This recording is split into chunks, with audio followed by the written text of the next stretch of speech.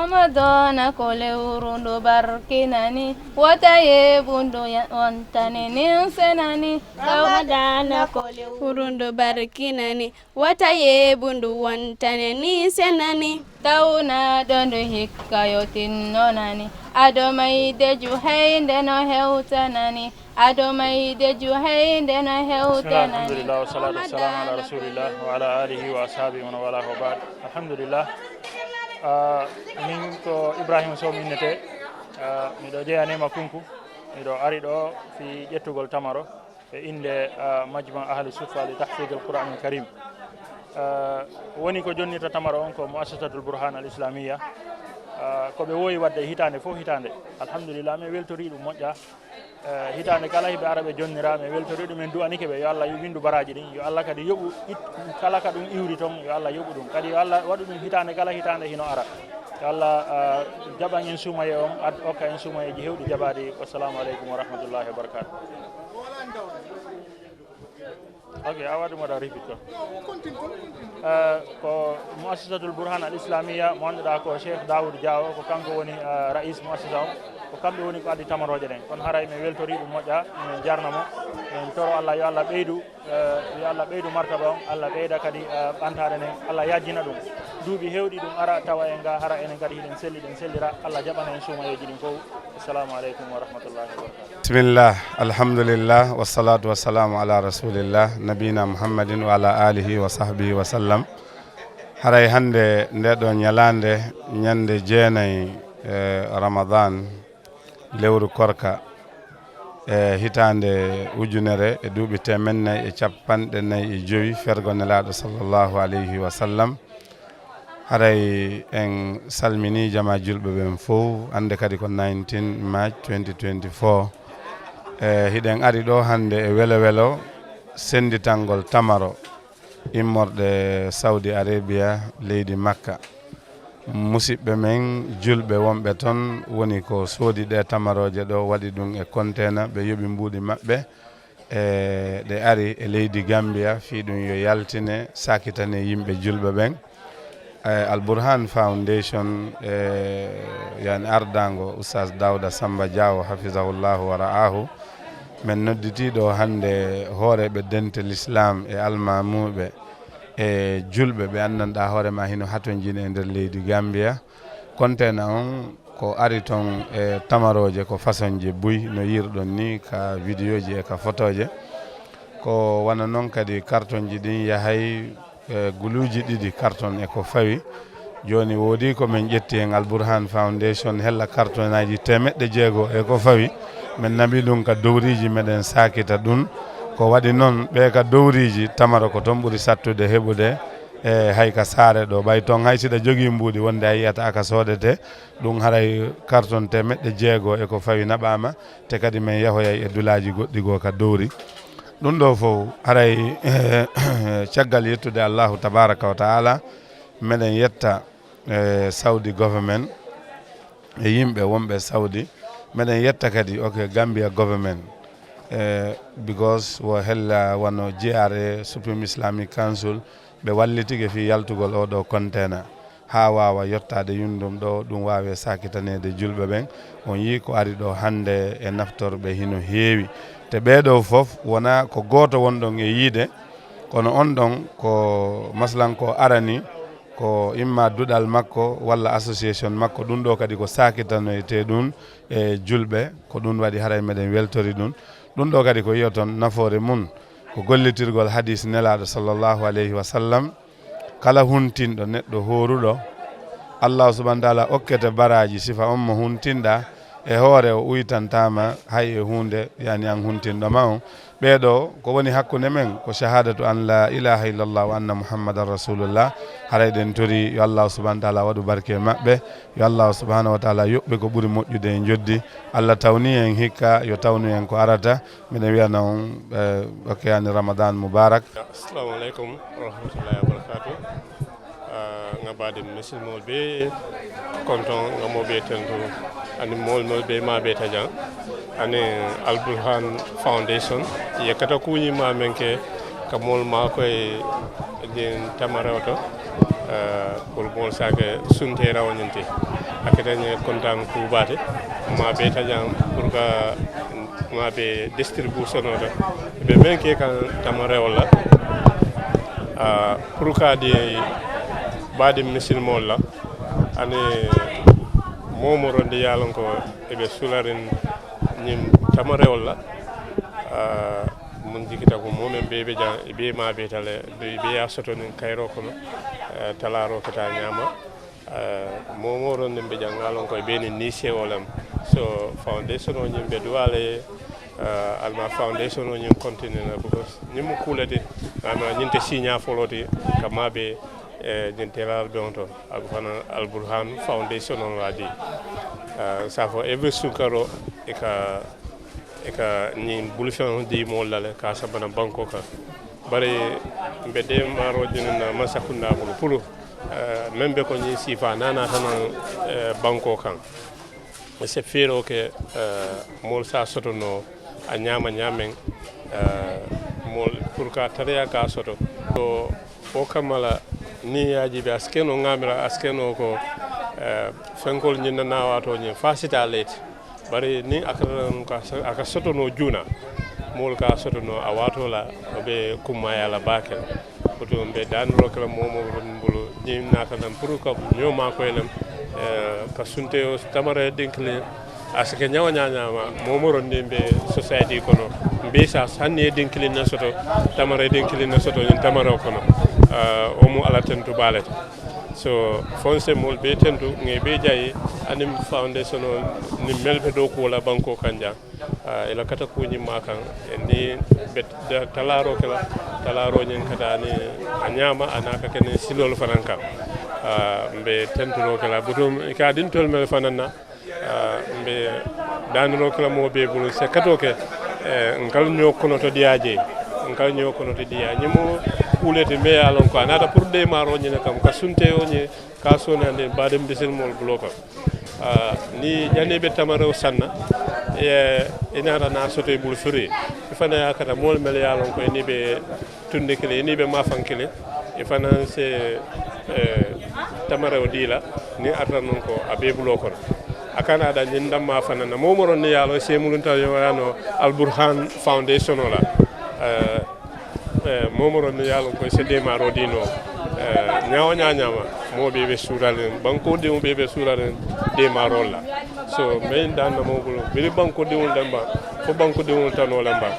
be suralen ni de ma sifa la comme al burhan ni de maro men dite so o kamala konse mo be tentu se jayi nde kumo nyin lola da mba falale assalamu alaykum wa rahmatullahi wa barakatuh بسم الله الرحمن الرحيم وصلى الله على سيدنا محمد وآله وصحبه وسلم تسليما كثيرا ومن ما يسن بوك علي ما دمبلو يدي ما خني شيخ الدعاة الحمد لله ماغي ام كونتانتي ماغي ام بكتي ci teew ci seddale bi am si wàlli julliti dëkkee Farato Bojankunda nga xam ne foofu laa dëkkee alhamdulillah yàlla def na at mu nekk rek su alxaaji soo Daawda di seddale dina su ma ko yëgee ñëw dañ ma ci dee jox suma wàlla loolu nag cër bu rëy la woo xam ne maa ngi ciy kontaan lool Daawda yàlla moo ñu boole teen wi nga xam ne moom moo nekk suñ gox ba moom moo ñu ko gasal ñaareel bi itam xéewal bu mu am rek boole nañu ci ñu ngi kontaan ci kaw loolu di ko gërëm di ko sant di gërëm itam ñi nga xam ne ñoo koy dimbale di gërëm mu asasatu Burhan ndax ñu ngi góorgóorlu bu baax ci wàlli diine ji ñu ngi góorgóorlu ci gasum teen yi sampa jumaa yi seddale tàndarma yi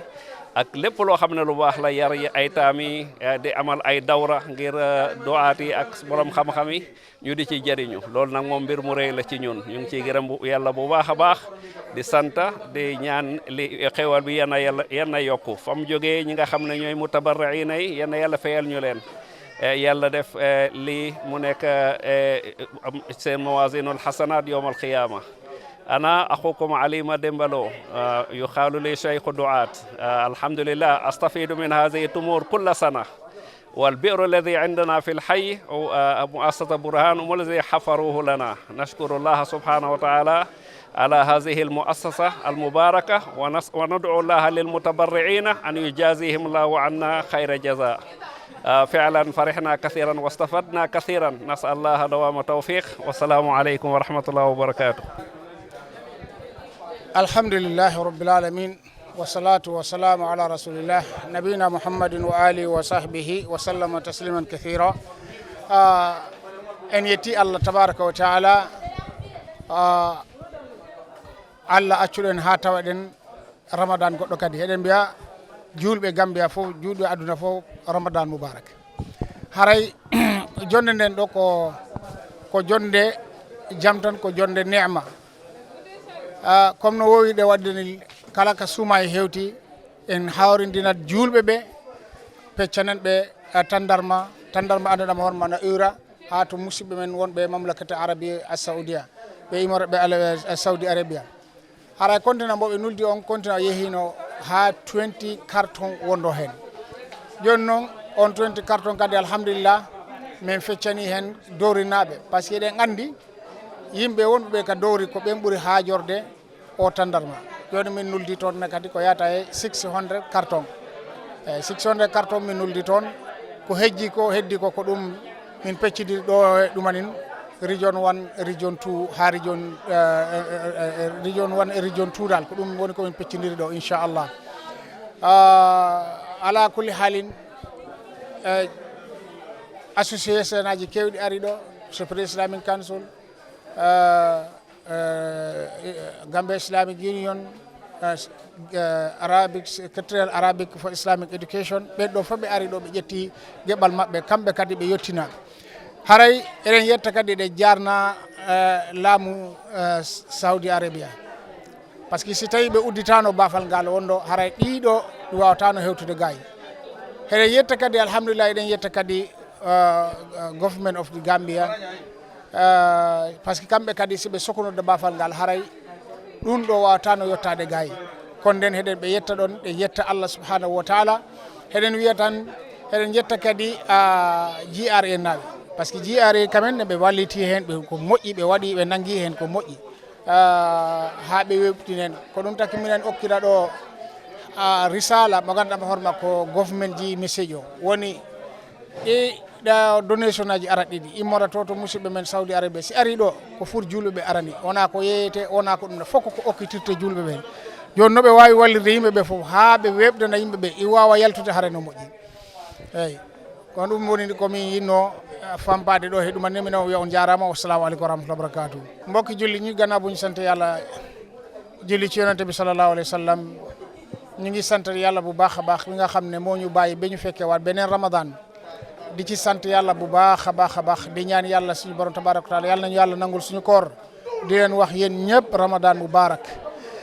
li ñu dajale fii nag mooy niñ ko tàmmoo di def at bu nekk ramadan su jotee dañooy jot ay tàndarma bu jógee ca suñu mbokk yi nekk ca mamlaka Arabie Saoudite mooy Arabie Saoudite. léegi tàndarma boobu moo ñëw moo taxoon ñu woo jullit ñi ko nga xam ne ñoo ko aajoo fii ci dëkk bi ñu ñëw jël si seen wàlla fii nii. ñun waa muassasatu Burhan at bu nekk mooy al Burhan Foundation danañ def lu mel nii at bu nekk. ñu ngi ciy sant yàlla bu baax di sant government Saudi Arabia ñi nga xam ne ñoom ñoo ubbi bunta bi da ba ñu mun a am lii waaye ñu ngi sant tamit government Gambian government ñu ngi leen di sant ñoom tam parce que suñ tëjoon bunta yi lii du fi am parce que du ñëw. kon ñu ngi sant tamit GRA ñi nga xam ne ñoom tamit wax dëgg yàlla taxaw nañ ci lool nag wax dëgg yàlla taxaw nañ ci jàpp nañ ci bu baax a baax liñ ci bëgg a fesal rek te ko sàkku ci borom ndomba tànka yi ci government bi GRA ak Ministry of Finance ñu jàppale ñu ci lii nga xam ne mu ngay jógee ci suñ mbokk yi fële jógee Saudi Arabia ñu jàppale ñu ci nga xam ne lépp lu ci ñëw free la ñoom dañ ko joxe pour ñun ñu joxe ko fii free nga xam ne amul dara luñ ciy fay luñ ciy jaay. kon yëpp lañ koy jox jullit ñi nga xam ne ñoo nekk ci réew mi kon suñ ñëwee ñu jàppale ñu parce que ñele kat soo gisee ñuy def lii yonente bi sallallahu alayhi wasallam moo wax ne képp koo xam ne jox nga nit ki loo xam ne lu daf koy dogoo ku wóor nga jox ko mu ndogu am nga kéem lim am ci tiyaabu am nga loolu te du wàññi dara ci tiyaabum loolu la ñooñu xam moo tax ñoom tam ñuy taxaw lii yéen tam ñeen ñi nga xam ne yéen ñu mun a dimbale ba lii egsi ci jullit ñi fekk benn jafe-jafe amul ci képp koo xam ne def na ci ndimbal na nga xam ne yow tam da nga am tiyaabu mel noonu kon ñu ngi ñaan yàlla suñu borom tabaraka taala képp ku ci taxaw ba lii egsi fii yal na la yàlla fay ñu fekkee ko ay at yu bëri bëri wa jazakumullahu khairan wa salaamu aleykum wa rahmatullahi wa barakatuh mbaɗigol Allah tetno kola Al Burhan Foundation e daltam kamin ke sango sang ni sinkaro sita ka muslimol kumandi na ñi makano to jang yundum ol yundum ka fenko ñin tawze ka tamaro ñin di molla muslimol mi yalon ko wolle be Gambia banko kan jang mbe ala tentula bake mie mabe ndi ñin sunkaru bala fo mabe ta ñin lungola kote ke alhamdulillah rabbil alamin ñin tamarol ka bonam fo Arabie Saoudite so mbe ala tentula mbe Saudi Arabia government tentula bake mbe jayla bawo nie bunda solo no tenu ñinte na no la jang wo kam mbe Gambia government fanan tentula mbe jayla because itol fanan itol yet bunda yele ni mam bunda yele no tennu ate dunno la Gambia jang woto mba fola ko in animbar alma ala aljo ku kilinda male beje mbe sula di wol muna sulo bakelit mbe wasole kala government GRA finance ministry of finance al symbol mako ale sorondiro ke because nyin tamaro min kana nyin sunkaro akana muslimo e Gambia jang nanata akadi muslim wala free mol mi yalo ko be Gambia jang be sundin akana free joro buga taraje buga fen wafije nkaji mola free fi sabilillah woto momo al sonare no keje isalon ko itafanan ibe barajo sotolale barajo mi yalon ko kila sallallahu alaihi wasallam min fo ni momo e sunterango di mola mi yalon ko abe sunnin abe abala barajo sota abala barajo so andu ate fentalala ate fangola barajo to woto momoy sono ni yana keje itafana isalon ko itafana ibe yongo nyom barajo sotolale be ala tentula mbel bal tentula fanan bal jayla ba fala ko assalamu alaikum wa rahmatullahi wa barakatuh ni yaji be na talarulu serum anin nyinan ifatata bakele serum nak nga soto ka amobe siyake mol nata dole je ma soto seta war nyina alhamdulillahi rabbil alamin momo wonde me yalon ko inata talarolan tolla jang ya kanin kun fale kono la bari ya kanin kun le me yalon ko ibe ya soto le iseta moman bata moman naja me yalon ko e ma soto mo assasatol nata janna men yalon ko organisationol lemu anin jami'atolu wol bele nata jan anin mol mi yalon ko inate kun kelin to yala anin university lu anin college wol be nata jan alhamdulillah ibe ya soto woto tol kay fentantol bul foka ala tento bari nga molube tento momo ne me yalon ko yel haajo bole nata jang ñina mu kumo do man ni do me yalon ko safo no benna cheikh ko faraton ko la memu cheikh daoud jawti na kiyamano ma asasal burhan ka tento fo alma alaya mendi ñaato alama alaya mirol tuabul alama nala donul fana mela Hadil Islami Tadamun and all other organizations that are here benefiting from this contribution. We also thank the government of the Gambia for their influential support anytime we need them. We also encourage them to continue supporting us, especially GRA that will be doing duty waiver for us, and so many other organizations that are there contributing towards helping the poor and the needy. We thank the government of the Gambia, starting from the President of the Republic of the Gambia to all the government agencies and departments to encourage them and to also pray for them and pray for the country peace and stability. On behalf of the Muslim of this country, from the Gambia Supreme Islamic Council to the Imams and down to the last person, we thank you and we pray for our brothers and sisters who are bringing these contributions here. We ask Allah subhanahu wa ta'ala to accept this gift from you and also elevate your status in here and the hereafter. On that note, assalamu alaikum wa rahmatullahi wa barakatuh. Ci turi bu assasati Al Burhan mané Burhan Islamic Foundation comme niñ ko dalé diko def at bu nek wéru tedd wi wéru Ramadan su joté ñu dajale fi dajé ak mbokki julit ñi dajé ak ñi nga xamné ñoy njiti ci institution yi pour ñu jox leen tandaramba bi nga xamné mu ngi joggé ci suñu mbokk yi nga xamné ñu ngi nekk ba Saudi Arabia pour ñu jox ko julit ñi nga xamné ñoko aajo fi ci réewi Gambia lool nak dañ ci sante yalla bu baaxa baax di ci sante ñi nga xamné ñom ñoo nekk suñu mbokk yi joggé fale ci Saudi Arabia xamuñ waa Gambia waaye xam nañ seen mbokki jullit ñoo nekk fii ci Gambia moo tax dañ xam tamit yonent bi sallallahu alayhi wa sallam li mu wax ci koo xam ne moom moo jox moromi jullitam koo xam ne mu ngi woor mu jox ko lum dogoo yonent bi sallallahu alayhi wa sallam ne nag dina am tiyaabu bu mel ni tiyaabu ki nga xam ne moom la jox lum dogoo te pare du wàññi dara ci tiyaabu moom hadis boobu moom la gaay di jëfoo di yónnee xéewal yi ñu ñëw fii ci Gambia ñu teg ko ci loxo Al Burhan al Islamiya Al Burhan Foundation ñun tam ñu ñi nga xam ne ñoo fi nekk ci ay kilifa lu ko mel ni Super Islamic Council seen représentative mu ngi fi ak Gambia Islamic Union ak Islamic Solidarity ak Al Birr Foundation ak ñeneen suñu leen bëggee lim fii nii dinañ fi yàgga alhamdulillah conteneur bi amoon na luy dem ci 2000 carton waaye ci loolu alhamdulillah jël nañ ci yelleef ñi nga xam ne ñoo nekk ñoom tam suñu mbokk ñi nekk ci fale ca Kooga ñu yónnee leen luy dem ci 600 carton ak lu tekk ñoom tam parce que xam nañ ne ñoo gën a soxla lii moo tax ñoom tam yónnee leen loolu li ci des moom la ñoo séddale fii nii tey di sant ñi nga xam ne ñoom ñoo ñëw teew si fii nii teewal seen institution yi pour jël lii jox ko ñi nga xam ne dañ ko yelloo di sant ñëpp di gërëm ñëpp